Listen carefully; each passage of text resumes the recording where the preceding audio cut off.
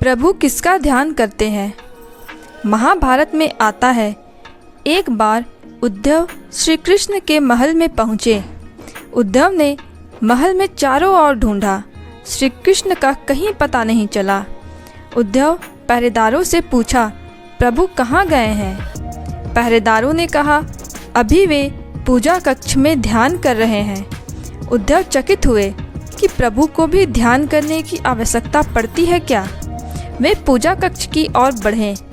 पूजा कक्ष में जब पहुँचे तो श्री कृष्ण ने उनकी आहट सुनकर अपनी आंखें खोल दी। उद्धव की ओर मुस्कुरा कर देखा और उठकर स्वागत किया। उद्धव ने कहा, प्रभु आप किसका ध्यान कर रहे थे? श्री कृष्ण झेपते हुए बोले, छोड़ो छोड़ो, इन बातों को छोड़ो, बताओ कैसे आना हुआ?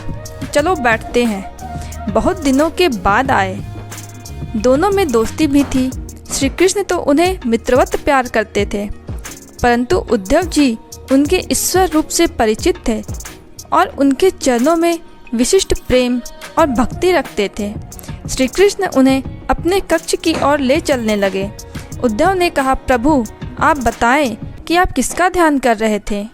झेपते हुए श्री कृष्ण ने अपनी आंखें नीचे करके कहा, तुम्हारा उद्धव? उद्धव ने चौंकते हुए कहा, मेरा? भगवान की आंखों में प्रेम का सागर तैर गया। उन्होंने कहा, तुम भी तो अहर्निश मेरा ध्यान करते रहते हो। तुम्हारे दिल से भी तो मैं एक पल के लिए भी ओझल नहीं होता हूँ। तू मेरे प्यार में पागल है तो स्वाभाविक है कि मैं भी तेरे प्यार में पागल हो जाऊँगा। तू मेरा ध्यान करता है तो स्वाभाविक ही मैं भी तेरा ध्यान करता हूँ।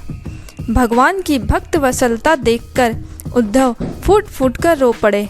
बोले, हे प्रभु, मेरे जैसे तो आपके अनंत भक्त हैं, मुझमें तो प्रेम भक्ति आस्था श्रद्धा भी नहीं है। मैं तो निखट्टू निकम्मा हूँ। प्रभु फिर भी आपकी इतनी दया। वे प्रेम में वाह विभोर हो उठे।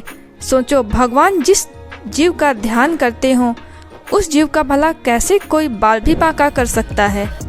इसलिए तो सद्गुरु कबीर साहब ने कहा, जाप मरे अजापा मरे, अनहदहू में मरी जाए, राम स्नेही न मरे, कहे कबीर समझाए। जप तप इत्यादि करने वाले मर सकते हैं, परंतु राम से प्रेम करने वाला कभी नहीं मरता, क्योंकि अविनाशी राम के हृदय में भक्त का वास होता है और जो अविनाशी के हृदय में बसता है वह भी अविनाशी हो जाता है।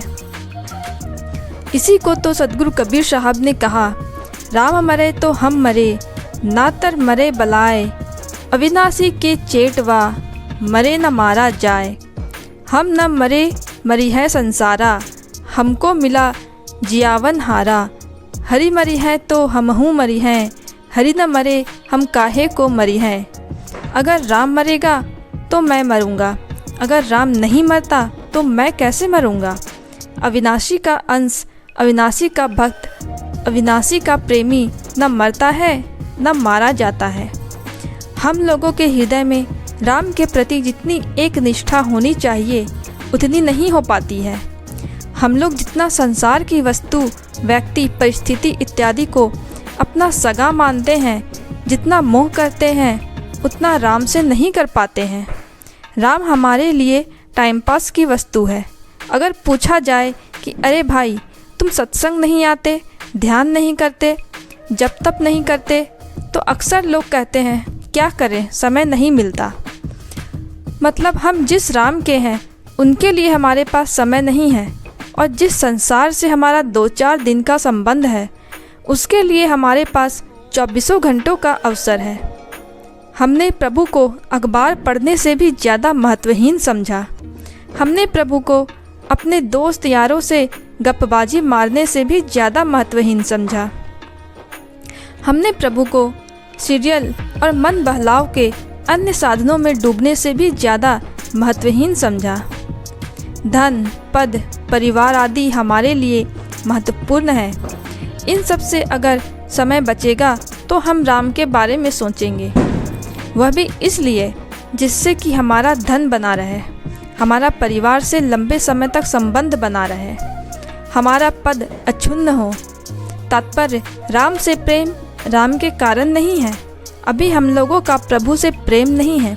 अगर हम लोग प्रभु से प्रेम का दावा भी करते हैं तो हमारी कोई कामना हो और अगर वह पूरी ना हो रही हो और कोई पीर बाबा, फकीर बाबा, तांत्रिक महोदय कह दे कि अमुक के पास जाओ, वहाँ जाने से तेरी इच्छा पूरी हो जाएगी, तो हम लोग राम को अनदेखा कर उस ओर दौड़ पड़ेंगे। कहाँ है प्रेम हम लोगों के हृदय में? राम हम लोगों के असली मालिक हैं, परंतु अगर दुनिया के लिए राम को छोड़ना भी पड़े तो हम छोड़ने में देर नहीं करेंगे। हम लोग इतने बेशर्म हैं। दुनिया में किसी देवी देवता, तंत्र मंत्र, पीर औलिया आदि के पास इतनी ताकत नहीं है जो राम की इच्छा के बिना किसी को कुछ दे दे। भगवान श्री कृष्ण भी गीता में कहते हैं, देवताओं की उपासना करने वाले देवताओं को, भूतों की उपासना करने वाले भूतों को, पितरों की उपासना करने वाले पितरों को और मेरी उपासना करने वाले मुझको प्राप्त होते हैं।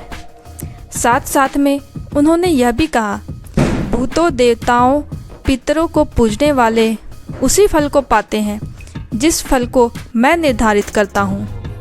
भूत भी किसी को तभी दे सकता है जब राम देने को सहमत हों। देवता भी किसी को तभी दे सकते हैं जब राम देने का समर्थन करते हैं।